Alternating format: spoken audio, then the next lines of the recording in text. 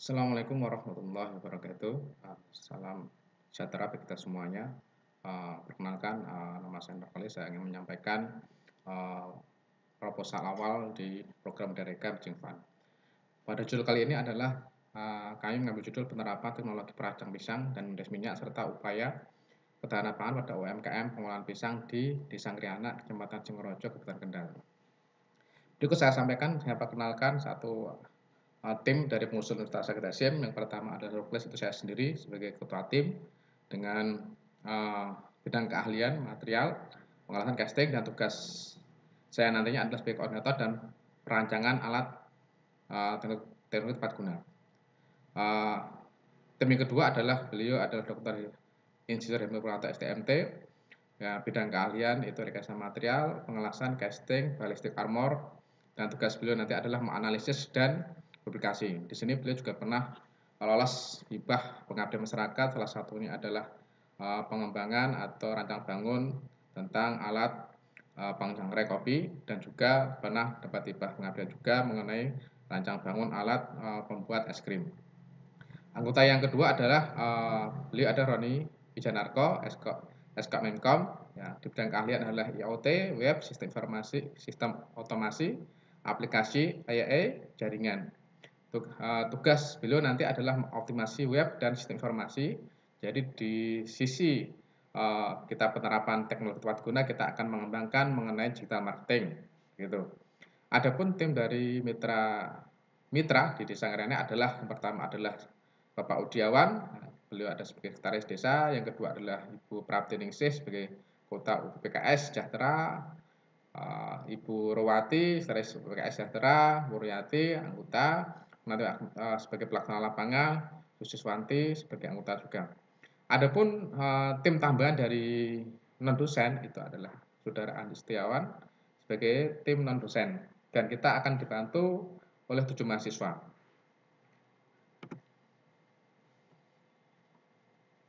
Beberapa rumusan masalah yang kita dapat sampaikan dan urgensi mereka cipta bahwa di Desa Ngriana ini mempunyai beberapa unit usaha di bawah pembinaan, di bawah pengawasan pemerintah Desa Ngriana. Salah satunya adalah karena memang masyarakat Desa Ngriana ini adalah mata pencarian adalah sebagai petani, banyak lahan yang ditanami sebuah pohon pisang begitu. Akhirnya ada beberapa warga menyunjut usaha, yaitu adalah pengolahan pisang. Salah satunya adalah bagaimana mengolah pisang menjadi suatu camilan yang sederhana dan bergizi begitu. Salah satunya bagaimana membuat pisang menjadi keripik pisang. Namun di sini menjadi kendala bagi unit usaha yang ada di Sangariana adalah cara pengirisan masih secara manual atau masih tradisional, sebagaimana terlihat pada di gambar adalah ya, jadi pengirisan manual pakai papan pengiris yang langsung dimasukkan di atas wajan gitu. Ya, yang ini menjadikan waktu tidak efisien, lama begitu.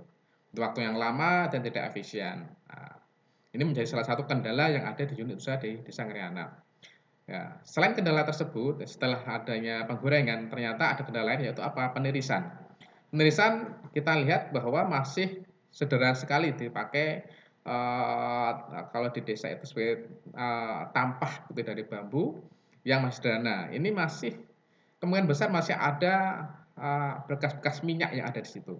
Maka ini juga menjadi salah satu kendala bagaimana untuk menghilangkan sisa minyak setelah penggorengan, supaya ketika keripik pisang itu dikemas ya bisa tahan lama penyimpanannya, tidak habis dan sebagainya. Ya, maka masalahnya bagaimana menciptakan supaya dalam proses lebih cepat begitu untuk menjawab masalah-masalah yang dihadapi. Yang kedua adalah dibutuhkan penerapan teknologi tepat guna yang untuk menunjang produk, jumlah keripik pisang, dan keselamatan SDM.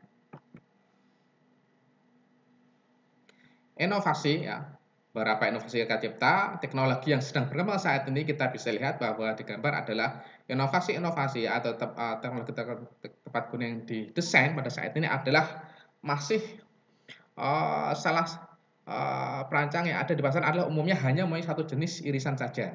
Ya, entah itu hanya irisan memanjang saja atau irisan bulat saja. Kalaupun ada kombinasi dua irisan antara memanjang dan bulat, ternyata hopper inputnya ada dalam satu sisi. atau bersampingan, bersebelahan saja. Sehingga outputnya ya itu pun tetap bergantian, tidak bisa sering bersamaan. Ya.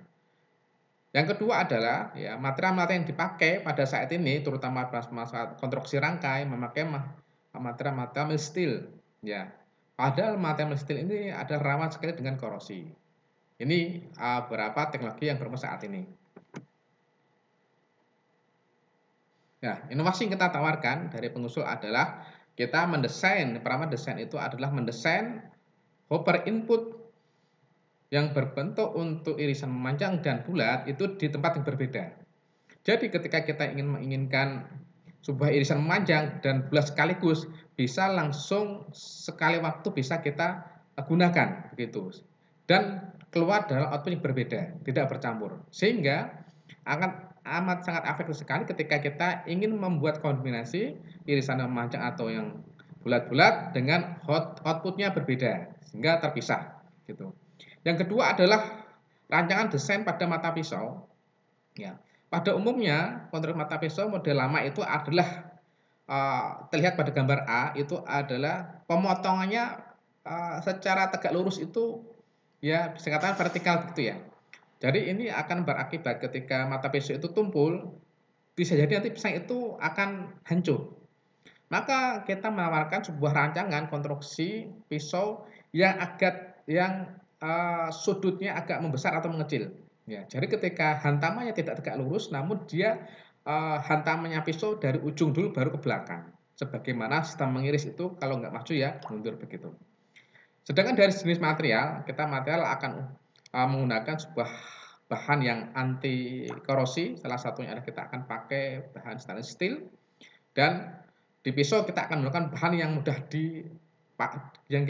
kita jumpai di masyarakat dengan kita akan adakan heat treatment, kita akan perlakuan di mana material tersebut akan bisa menjadi keras.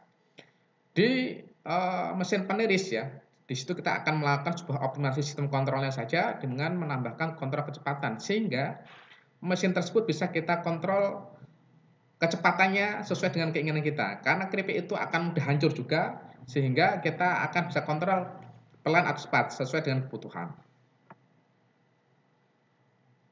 Nah, manfaat dan dampak yang pertama, manfaat dan dampak untuk perguruan tinggi adalah memerlukan kerjasama yang dengan pihak-pihak luar.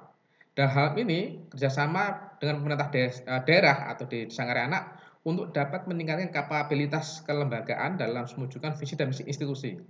Kemitraan antara perguruan tinggi dengan pemerintah daerah juga diperlukan untuk meningkatkan kualitas pendidikan yang tercermin dalam akreditasi dalam rangka mempersiapkan mahasiswa baik secara akademisi maupun non akademik agar mampu bersaing dalam dunia kerja. Dan semoga ya, dengan kegiatan ini mampu memberikan dampak yang positif untuk mahasiswa sebagai penunjang kegiatan dalam rangka lulus tepat waktu. Selain itu juga memberikan pengalaman di dunia luar kampus sebagai cerminan kegiatan MBKM. Indikator kinerja utama perguruan tinggi adalah tercapainya dalam kegiatan ini adalah IKU 2, IKU 3, IKU 4, dan IKU 5. Dengan mitra, ya proses produksi keripik pisang lebih cepat dan efisien baik waktu maupun sumber daya manusia. Yang kedua adalah proses produksi meningkat dan terpenuhi target dalam mingguan, bulanan, bahkan tahunan sehingga bisa menambah profit.